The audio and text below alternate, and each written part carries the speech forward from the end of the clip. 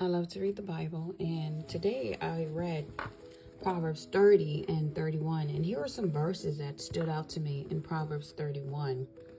The first one is Proverbs verse 3. It says, "Give not your strength to women, your ways to those who destroy kings." And then it goes down to verse 4. It says, "It is not for kings, O Lemuel, it is not for kings to drink wine, or for rulers to desire strong drink, lest they drink and forget what has been decreed, and pervert the rights of all afflicted." Verse 8 says, "Open your mouth for the dumb, for the rights of all who are left desolate." And verse 9 says, "Open your mouth, judge righteously, maintain the rights of the poor and needy."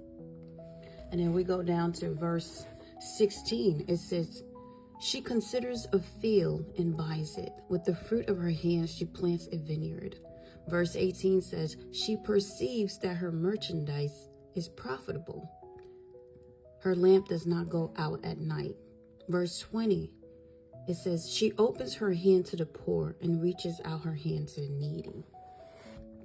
Verse 25 says, "Strength and dignity are her clothing, and she laughs at the time to come." Verse 26 says, "She opens her mouth with wisdom, and the teaching of kindness is on her tongue." Verse 29 says, "Many women have done excellently, but you surpass them all."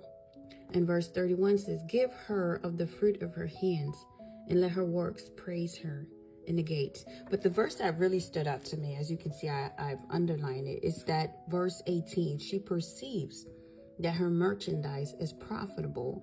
And I love that because I think as women, we have to remember that we are profitable. We are an investment, but we don't need people to tell us that. She perceives that. She knows who she is. She knows her worth. She knows her value. She knows this. And so by you knowing who you are, when you go out into the world, you go to the merchant, you go to the marketplace, you go around other people, you perceive that you are worthy. You perceive that you are enough. You are perceived that you are amazing. You don't have to broadcast it. And because right here, it says that right here, "Give her the fruit of her hands and let her works praise her in the gates." So we don't need people to validate us. We don't need people to tell us that we're good and we're worthy, we're loved. We have to tell ourselves that. She perceives that. And if you look up the word perceive, it's an internal understanding. So we have to have that internal understanding that we perceive our merchandise is profitable. Okay? Thanks for watching.